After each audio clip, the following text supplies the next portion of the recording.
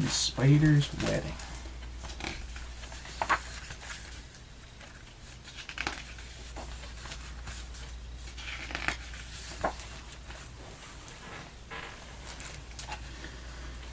Good morning, miss. A lovely day. Miss Spider spun around to see Ike hanging by his knees 3 inches from the ground.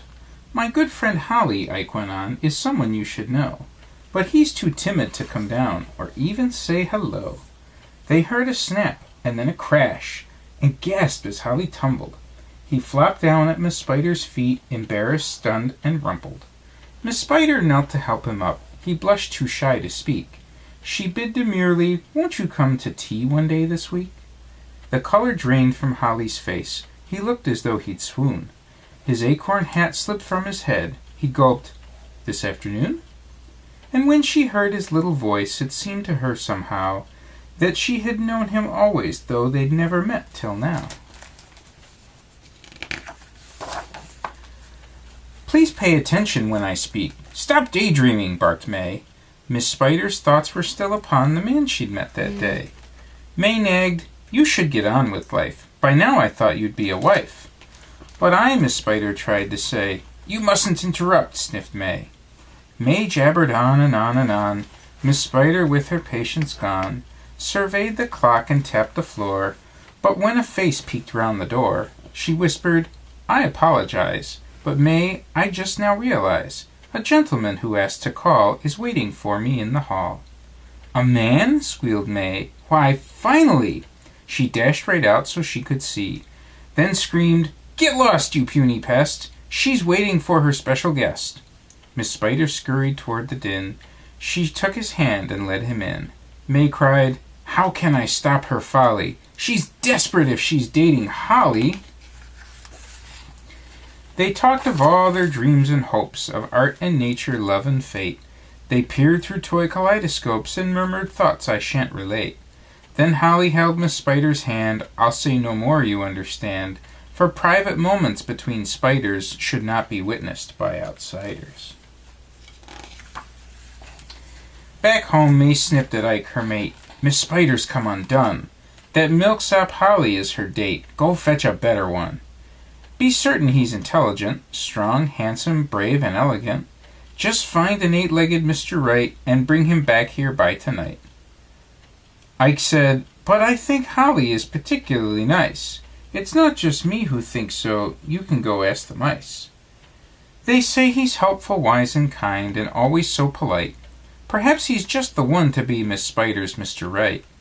May gasped, "You've lost your senses too. That panty waist will never do. What difference if he's kind and wise? He isn't half Miss Spider's size." "I see I'll have to go with you, for very clearly, Ike, you simply do not have a clue to what we women like. This fellow here, for instance, is no proper type at all. He's drunk so much petunia wine he's hardly fit to crawl. His web is coarse and slovenly, with clothes strewn all about. I could not see Miss Spider wed to that disgraceful lout. I'm certain even you can see these spiders will not suit. The green one is a crybaby, the white one is a brute. Our gentle friend could not endure the likes of either one, I'm sure. How could she hope to overcome their temperaments so quarrelsome? Now there's a really handsome hunk of spider specimen. A bevy of admirers wait to fawn all over him. His web is tidy and well made, his shoes all in a row. The length of nose to eyebrow is the perfect ratio. May called, "Oh, Spider, sir, yoo-hoo! I've got the perfect girl for you." She whispered, "Now I'll put things right. I hope," squeaked Ike, "he doesn't bite." "Please tell me of this lonely miss," the spider strong man cooed. "Is she a beauty? Is she rich? And is she in the mood to be adorningly charmed and wooed by dashing handsome me? But how could it be otherwise?" He laughed triumphantly.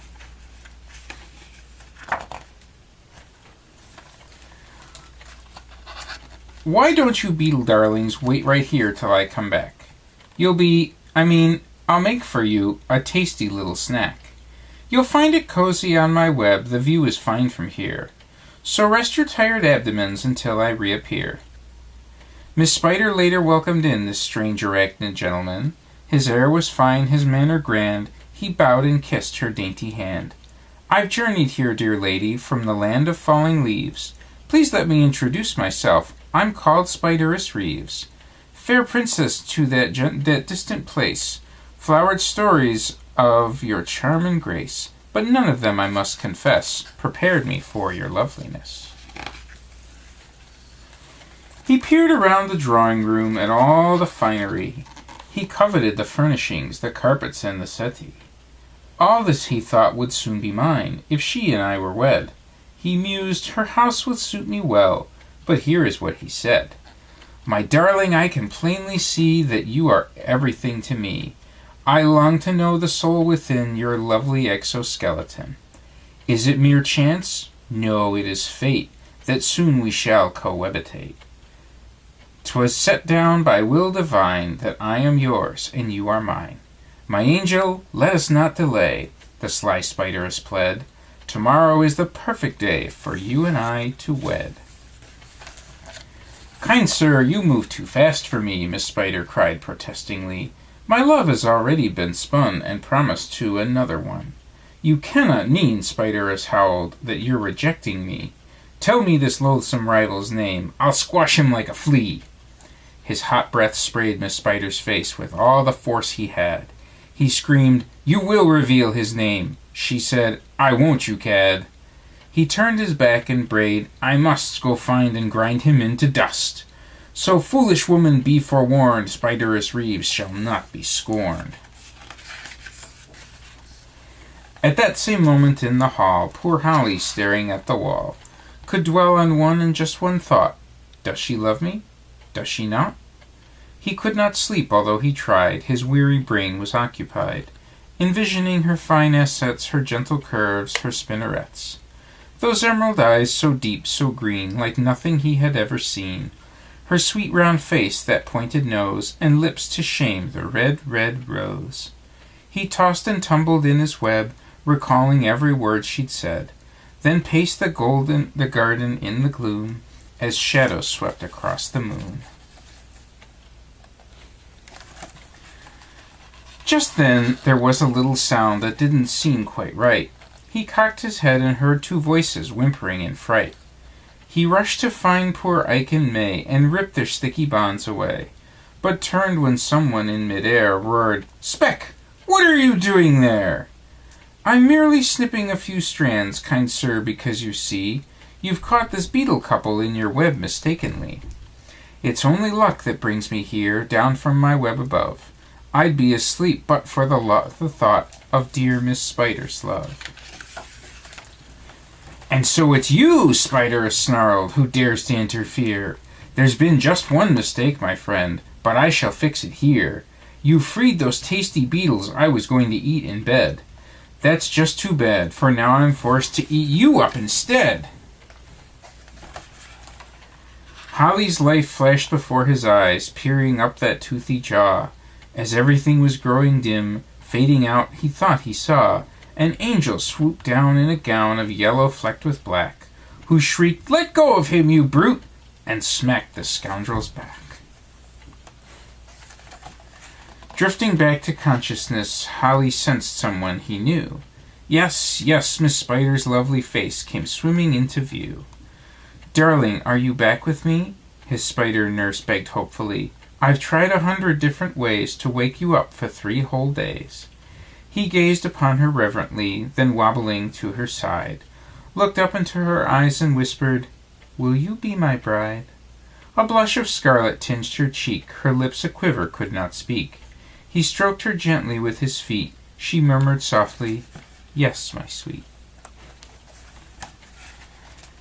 They sat together in the sun, and when the day was through, they'd made a list of all the most important things to do. The crickets would be asked to play the music on their wedding day. The field mice, woolly bears, and bees would cater in a fair to please. "I'll bake the cake," Miss Spider said, "and weave my silken veils." Then Holly peeped, "I'll spin a suit with silk top hat and tails. We'll send an invitation out to every bug alive, with notices in every bush and treetop, hill, and hive." Can any have the slightest doubt, chirps Holly with a smile, the fairest creature in the world is walking down the aisle.